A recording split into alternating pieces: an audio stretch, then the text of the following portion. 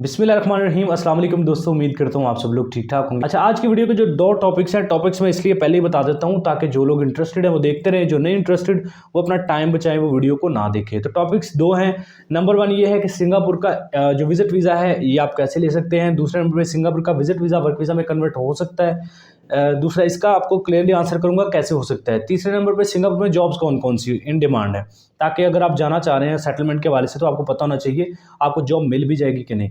तो पहली चीज़ तो ये क्लियर करेंगे। दूसरे नंबर पे दूसरा टॉपिक जो है वो है पाकिस्तानी पासपोर्ट पे वीज़ा फ्री कंट्रीज़ कौन कौन से हैं या फिर वीज़ा ऑन अराइवल कंट्रीज़ कौन कौन से हैं। मतलब पाकिस्तानी पासपोर्ट पे आपको बगैर वीज़ा के कहाँ एंट्री आसानी से मिल जाएगी। सिंगापुर के विजिट वीज़ा के हवाले से मैंने आपको एक नंबर प्रेफर किया था, आपको सजेस्ट किया था कि आप इस नंबर पे अपना व्हाट्सएप करें अगर आपको विजिट वीज़ा चाहिए। नंबर स्क्रीन पे चल रहा है। अच्छा, पहले तरीकाकार सुन ले, दोबारा फिर व्हाट्सएप कीजिएगा।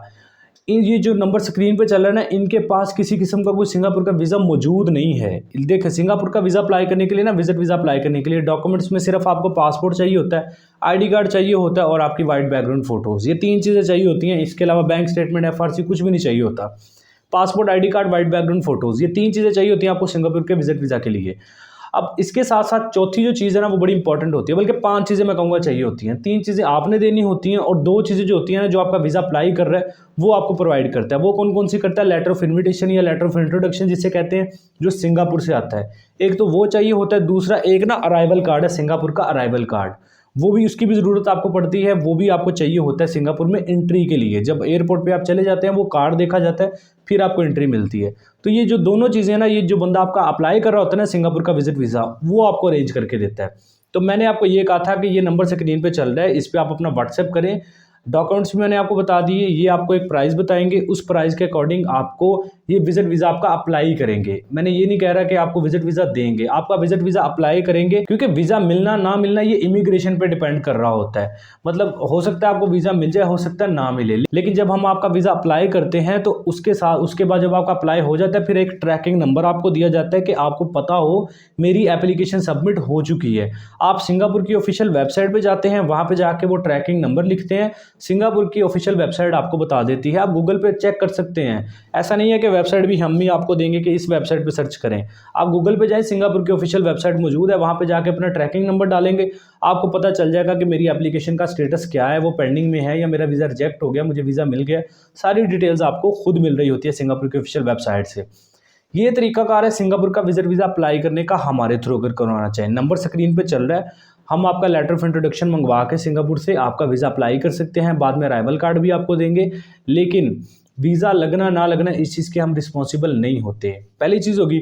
दूसरे नंबर पर आते हैं, सिंगापुर का विजिट वीज़ा वर्क वीज़ा में कन्वर्ट हो जाता है तो नहीं होता। इनकेस अगर आपको जॉब मिल जाती है विजिट वीज़ा पे जाके, तो फिर आपको दोबारा वापस आना पड़ता है पाकिस्तान में। फिर आपका जो एम्प्लॉयर है जिसने आपको जॉब देनी है वो आपको एम्प्लॉयमेंट लेटर देता है, उसके बिहाफ पे आप अपना वर्क परमिट अप्लाई करते हैं ऑनलाइन ही। इसका वर्क परमिट भी ऑनलाइन ही सिंगापुर का अप्लाई होता है।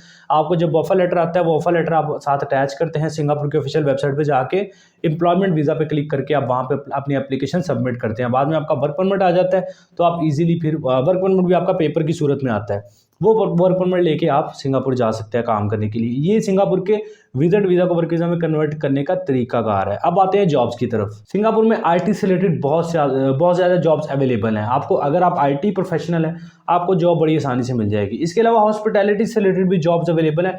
यार, मैंने अज़रबैजान जैसे मुल्क में जाके लोगों को सेटल अभी करंटली मैं सेटल होते हुए लोगों को देख रहा हूँ। इसके अलावा मैंने मालदीव की आपसे स्टोरी शेयर की थी। मालदीव में लड़का गया, उसने ऑनलाइन अप्लाई किया जॉब में, उसे जॉब मिली है, वहाँ पे वो अच्छी खासी अर्निंग करा। मतलब यार, हर कंट्री में जॉब मिल जाती है बंदे को। आपके अंदर ये कैपेबिलिटी होनी चाहिए जॉब ढूंढने की, आपकी स्ट्रेटेजी होनी चाहिए। यार, जॉब हर कंट्री में मिल जाती है, ठीक है। अब बहुत सारे लोग कमेंट सेक्शन में आ जाएंगे सिंगापुर में तो जॉब्स ही नहीं है, सिंगापुर पाकिस्तानियों को जॉब देते ही नहीं है। फजूल बातें हैं यार, आपने ट्राई नहीं किया होता, सुनी सुनाई बातों पे आप लग पड़ते हैं कि बस वहाँ पे तो कुछ भी नहीं है, फलां यूट्यूबर ने कह दिया है, यहाँ पे कुछ भी नहीं है। हर कंट्री में फैसिलिटीज़ होती हैं, हर कंट्री में अपॉर्चुनिटीज़ होती हैं। सिंगापुर में चले जाएं, आपको लाखों पाकिस्तानी मिल जाएंगे, हज़ारों पाकिस्तानी मिल जाएंगे जो वहाँ पे सेटल्ड है। कोई वेटर जॉब कर रहा है, कोई डॉक्टर है, कोई इंजीनियर है, हर किस्म की कैटेगरी का बंदा वहाँ पे जॉब कर रहा है। तो आप भी ट्राई कर सकते हैं। ऐसा नहीं है पाकिस्तानियों के लिए सिंगापुर ने बैन कर रखा है कि पाकिस्तानी आएंगे तो हम उनको जॉब नहीं देंगे। माना कि पाकिस्तानी पासपोर्ट की इतनी वैल्यू नहीं है, लेकिन पाकिस्तानियों की हुनर की, पाकिस्तानियों की वैल्यू है, आपकी वैल्यू है। आप ह्यूमन हैं, आप इंसान हैं। आप अपने आप को ये ना समझा करें कि मेरा पासपोर्ट हरा है तो मैं भी हर रही हूँ, मतलब मेरी भी वैल्यू मेरे पासपोर्ट जितनी है। ऐसा नहीं होता यार, आपके अंदर जो एक खूबी है उसको देख के एम्प्लॉयर आपको रखता है, वो पासपोर्ट दे के नहीं आपको रखता।